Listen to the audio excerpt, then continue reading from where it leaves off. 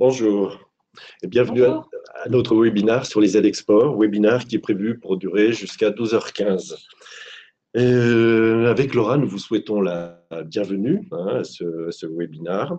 Je me présente, je suis Thierry Deruaz de la Chambre de commerce et d'industrie de la Haute-Savoie. Je suis responsable de nos prestations de conseil en développement commercial France et international. Et à ce titre, je suis amené à travailler régulièrement avec des exportateurs et dans le cadre de leurs projets export, bien sûr, à leur présenter les différentes aides export qui existent et qui sont le plus adaptées à l'étape où ils se trouvent dans leur projet. Je suis accompagné de ma collègue Laura Vachet. Laura, je te laisse te Bonjour. présenter, qui est également conseillère en développement commercial français et international. Et nous allons alterner la présentation des différentes procédures qui vont venir. Je précise d'entrée que certaines de ces procédures sont des procédures nationales. Quand je dis procédure, je parle de subvention, je parle d'assurance. Certaines sont nationales, d'autres sont propres à la région Auvergne-Rhône-Alpes.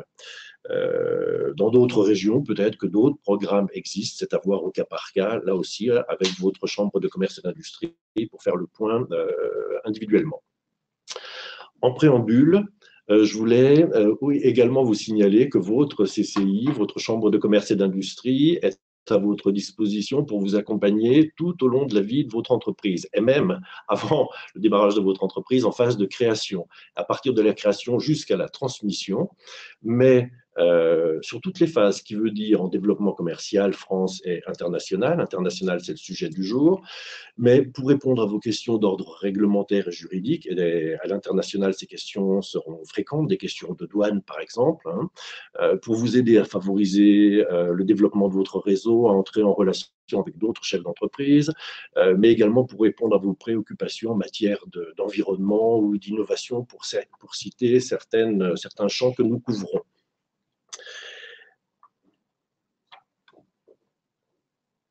Simplement, également aussi, vous parler de d'un prochain événement que nous organisons dans le cadre de la quinzaine de l'international en Auvergne-Rhône-Alpes. Voilà, merci. Une soirée, plutôt pour les entreprises locales, organisée avec nos collègues des CCI de l'Ain et de la Savoie.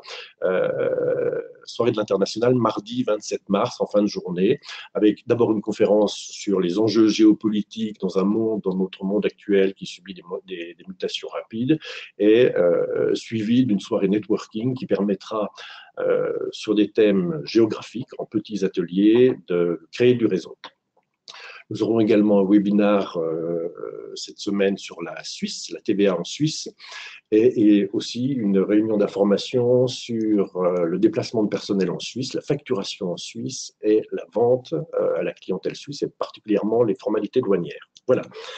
Ce préambule étant fait, voilà, nous allons passer directement au contenu. Alors, nous avons prévu un plan en 3 parties. Une première partie sur la définition de sa stratégie export, une deuxième partie qui sera plus prospecter et se développer, et à ce moment-là, une troisième partie, l'export s'est bien développé, on a besoin de compétences supplémentaires, une partie qu'on a appelée recruter. Voilà, Laura, je te laisse la parole sur cette première partie. Oui, merci Thierry pour cette présentation.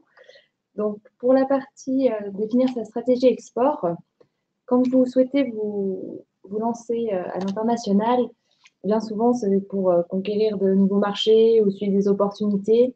Et très vite, vous allez devoir vous poser des bonnes questions, à savoir quel marché aborder, avec quelle stratégie, quel est votre budget, donc combien ça va me coûter, et puis aussi savoir qui peut vous aider.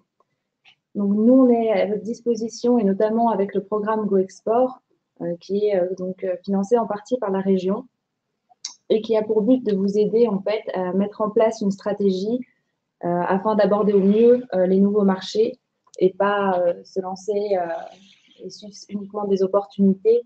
Ça vous permet de vous structurer. Donc, le déroulement de la prestation Go Export, c'est en 3 parties. D'abord, un accompagnement personnalisé avec l'aide d'un consultant spécialisé qui va vous aider à définir un plan d'action. Ensuite, on a une approche collective, donc une partie avec 2 séminaires collectifs avec les autres dirigeants qui font partie du programme Go Export, et aussi des ateliers techniques sur des thématiques liées à l'export.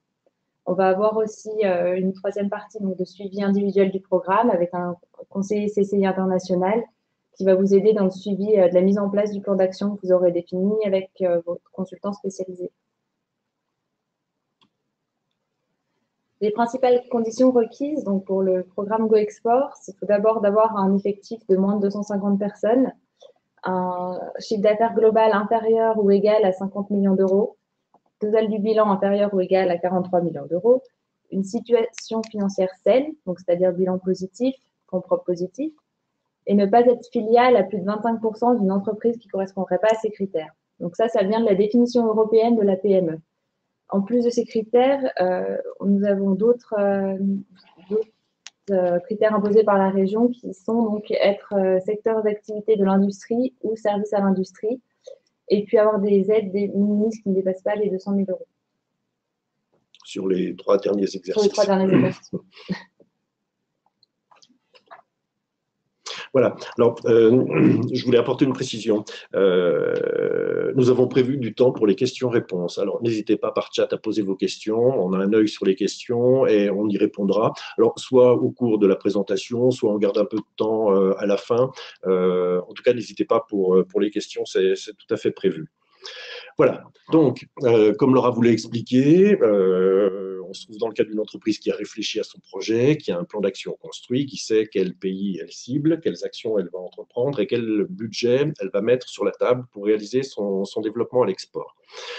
Donc, elle prospecte et nous souhaitons vous parler de 2 assurances, de BPI France Assurance Export, l'assurance prospection, et l'assurance prospection premier pas qu'on appelle également A3P, et puis d'un financement qui est le prêt croissance international. On a ciblé sur le prêt croissance dans un premier temps, d'autres procédures existent, on n'a pas le temps aujourd'hui de toutes les présenter, c'est une vision d'ensemble que l'on peut faire. Tout d'abord, alors, là aussi un préambule, toutes ces assurances ou subventions supposent l'existence d'un premier bilan. C'est une entreprise qui existe déjà, donc un premier bilan, et puis qui présente un certain équilibre financier. Il faut notamment que les fonds propres soient positifs. Pour l'assurance prospection, c'est un critère rédhibitoire. Pas de négoce international, alors c'est un peu à l'emporte-pièce, mais la valeur ajoutée doit être essentiellement produite en France. Et puis, dans plusieurs cas, effectivement, correspondre à la définition européenne de la PME que Laura vient de présenter. On va passer au slide d'après. Sur l'assurance prospection. Voilà. Alors, il n'est pas facile de présenter rapidement l'assurance prospection. Quand vous décidez de vous lancer à l'export, vous allez forcément engager un budget. Vous allez devoir vous déplacer, faire des salons, faire traduire votre site internet, adapter des produits aux normes en vigueur dans le pays.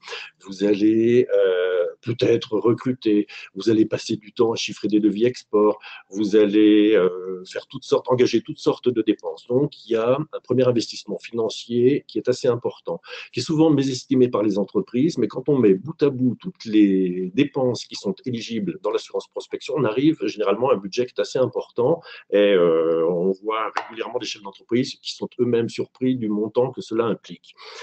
Donc, vous avez un budget que vous investissez en prospection export, en assurance prospection.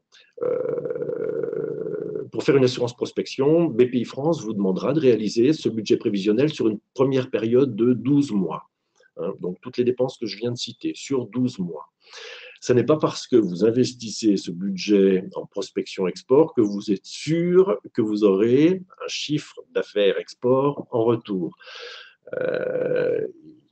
C'est ce qu'on peut souhaiter, effectivement, que vous ayez ce chiffre en retour, mais il ne sera peut-être pas aussi important que celui que vous escomptez, ou il n'arrivera peut-être pas aussi vite. À l'export, on sait que la prospection est longue, et encore plus qu'en France, il faut faire ses preuves auprès de clients qui ne nous connaissent pas, dans une langue, une culture étrangère, avec quand même un peu plus de difficultés.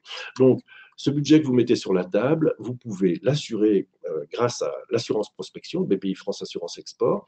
Donc, 65% de ce budget de prospection export vous sera, au bout d'une période de 12 mois, garantie. Vous toucherez 65% de ce budget si votre prospection n'a pas débouché sur du chiffre d'affaires à l'export.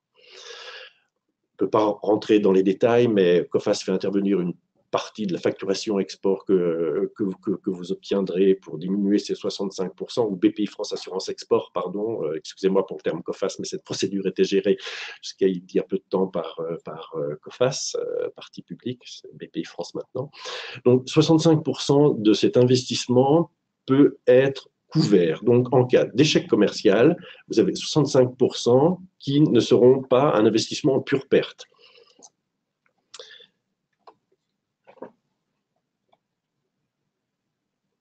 Comme pour toute assurance, vous payez une prime d'assurance, alors qui sera généralement 2% du budget que vous garantissez.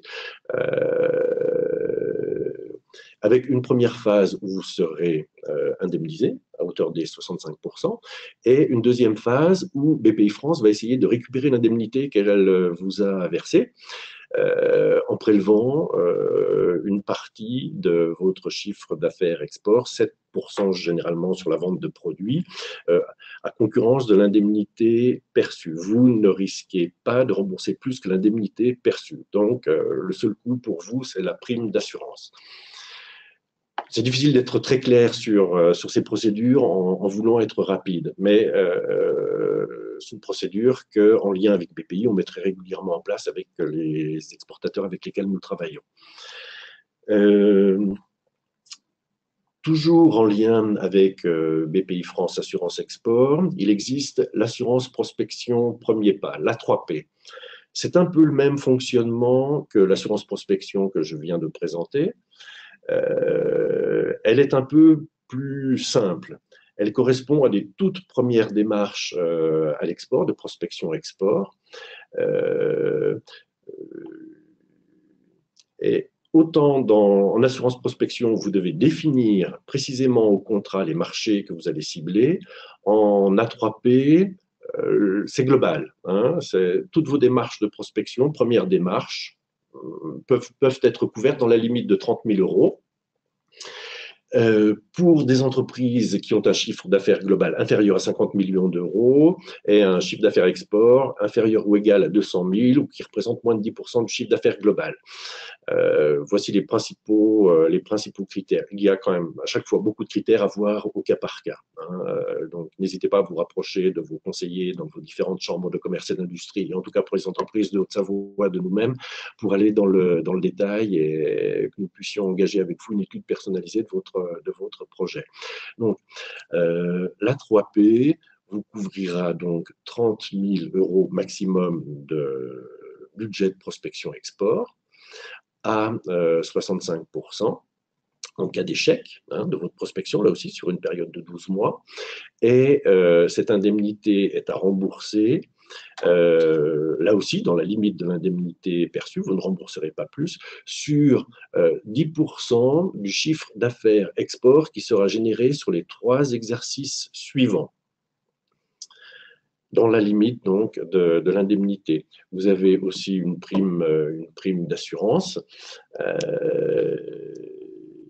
et vous avez droit à 2 contrats d'A3P maximum sur des années différentes. Et ensuite, des A3P peuvent tout à fait être suivis par une assurance prospection normale, entre guillemets. Ces procédures dont je vous parle, assurance prospection et A3P, sont en cours de modification. Des modifications vont intervenir début avril. Les textes ne sont pas encore sortis.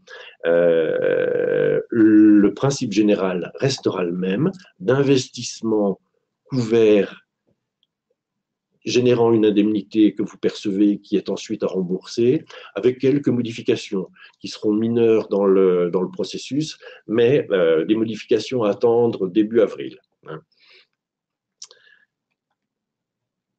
Voilà, là, il s'agissait d'assurance, en lien avec BPI France Assurance Export. Toujours en lien avec BPI, nous voulions mentionner le prêt croissance internationale. Alors, il existe d'autres prêts, mais celui-ci, ce prêt croissance internationale, est réservé à des PME, donc définition européenne de la PME, ou à des entreprises de taille intermédiaire, créé depuis plus de 3 ans et financièrement saine. Ce prêt est destiné à financer des investissements immatériels. Vous savez, ce sont les investissements qui ont une faible valeur de gage et que le banquier, quelquefois, n'est pas très enclin à financer. Donc, avec le prêt croissance, vous pouvez financer alors l'adaptation de produits, le design de produits, la mise aux normes, mais aussi des frais de prospection, des frais de communication. C'est tout à fait préalable à une assurance prospection. Hein. C'est un prêt qui va de 30 000 à 5 millions d'euros sur une durée maximum de 7 ans, avec 2 ans différés de remboursement et sans garantie. C'est le gros avantage de ce prêt. Donc là aussi, au cas par cas, en lien avec BPI, hein, régulièrement, nous organisons des rendez-vous communs pour étudier plus précisément ces différentes procédures avec vous.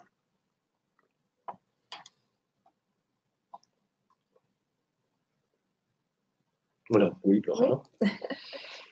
Alors, sur la partie donc, du recrutement, on a aussi plusieurs accompagnements, notamment l'aide au recrutement de cadres export et le VIE que Thierry vous présentera.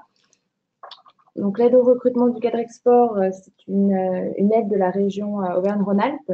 Ça concerne le recrutement, comme vous l'avez dit, d'un cadre export ou alors le recours à un consultant export. C'est pour qui? Donc, c'est à destination des PME de la définition européenne et il y a des conditions. Donc, avoir fait le programme Go Export que je vous ai présenté tout à l'heure, être aussi en cours de garantie sur une assurance prospection de BPI que Thierry vient de vous présenter. Et il faut avoir prévu un budget de prospection d'au moins 100 000 euros. C'est-à-dire qu'avec le recrutement du cadre, les dépenses que vous allez faire sur le marché, des investissements pour trouver des clients, vous devez au moins estimer ça à 100 000 euros, ce qui est généralement atteignable et ce qui montre en fait votre démarche de vraiment vouloir réussir sur ce nouveau marché. Et aussi le critère de l'aide de minimis, comme on en parlait tout à l'heure.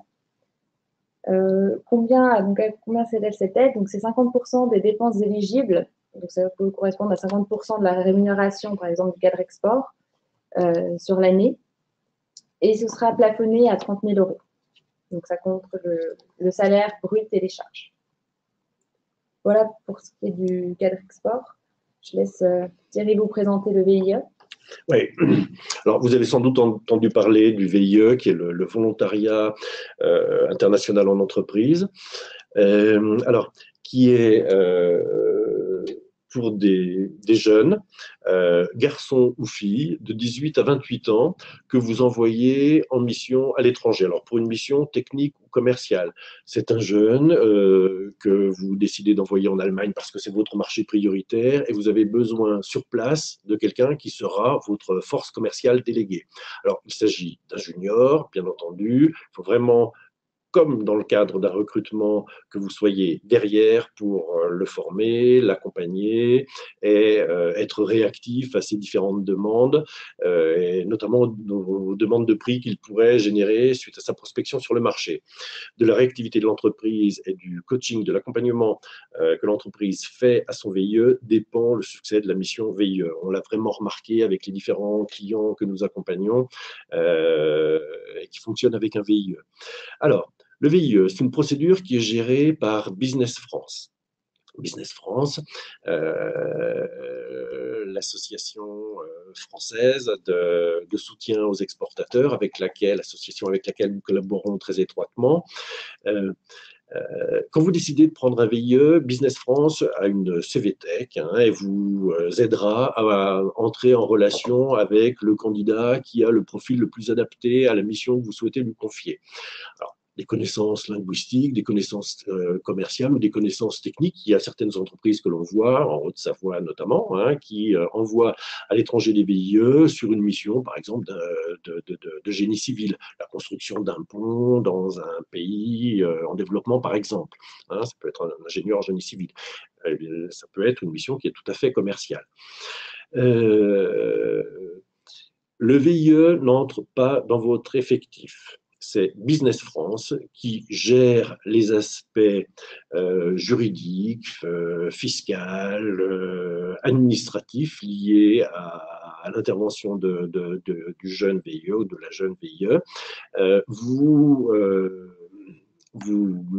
Business France, pardon, vous facturera des honoraires pour toute cette gestion. Et un contrat est passé ensuite entre Business France et le jeune volontaire, même si sur le terrain, c'est vous, le patron délégué de ce VIE. Le coût d'un VIE, allez, sur l'Europe, généralement, on peut dire que le coût d'un VIE, hors frais de fonctionnement, est d'à peu près 25 000 euros. Sur le site de Business France, vous trouvez des simulateurs et puis les conseillers Business France en local. Nous avons des conseillers Business France en Haute-Savoie, mais aussi au niveau régional pour les VIE basés à Lyon qui interviennent dans les entreprises et que nous pratiquons régulièrement. Donc, pour faire des simulations précises de votre coût, mais moyennement sur l'Europe, c'est la fourchette que je viens d'indiquer.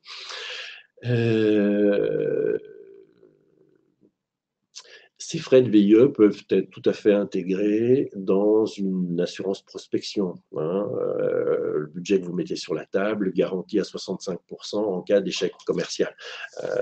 C'est un poste qui est assez important généralement dans une assurance prospection. Voilà ce que je pouvais dire sur le VIE. Alors, de nombreuses entreprises fonctionnent avec des VIE. Alors, évidemment, beaucoup de grosses entreprises ont des VIE, mais pas seulement. On voit en Haute-Savoie un certain nombre de PME qui ont décidé de confier une mission à un VIE. Le VIE peut être français, mais de toute nationalité de l'Union européenne. Simplement, vous ne pouvez pas avoir un VIE de la nationalité du pays dans lequel il sera actif.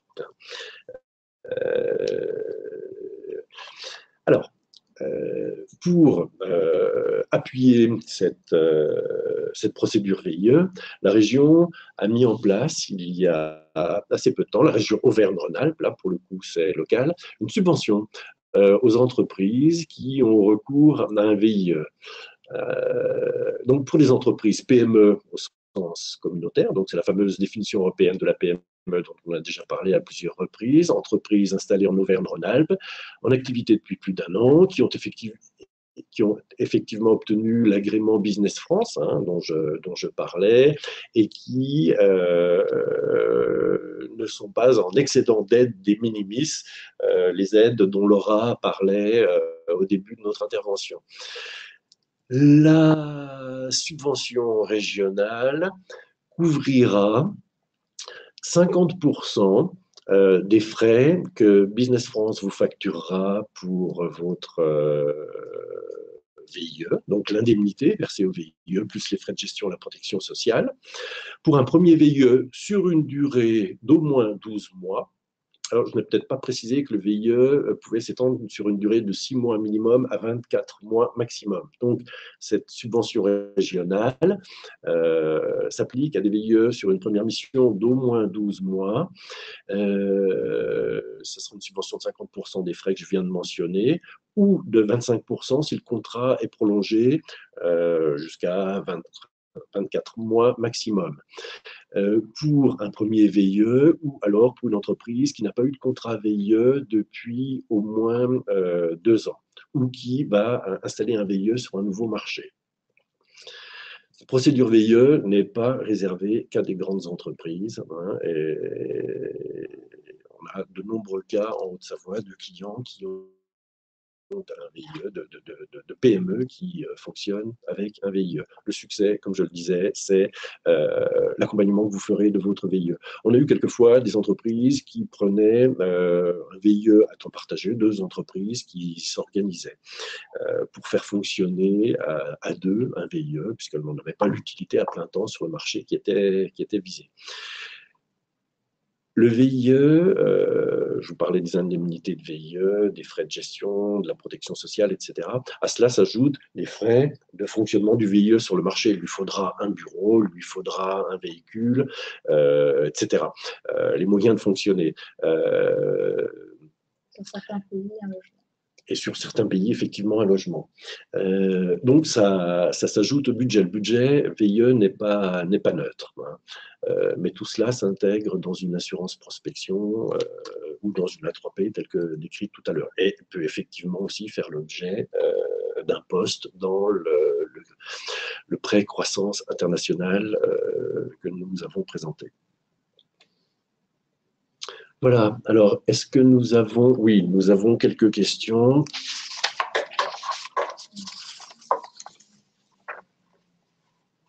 Oui. Alors, on a une question de Madame Ballet qui demande si on peut avoir une assurance prospection sur un pays pour lequel on dégage déjà un chiffre d'affaires. Alors, c'est une excellente question. Alors, je suis passé peut-être un peu vite sur l'assurance prospection. C'est difficile de la présenter clairement et rapidement. Il faut vraiment entrer dans le détail. On a de très nombreux rendez-vous communs, nous, conseillers CCI, avec les différents conseillers BPI, hein, pour aller dans le vif du sujet. Alors, effectivement, on peut faire une assurance prospection sur un marché sur lequel on a déjà un chiffre d'affaires.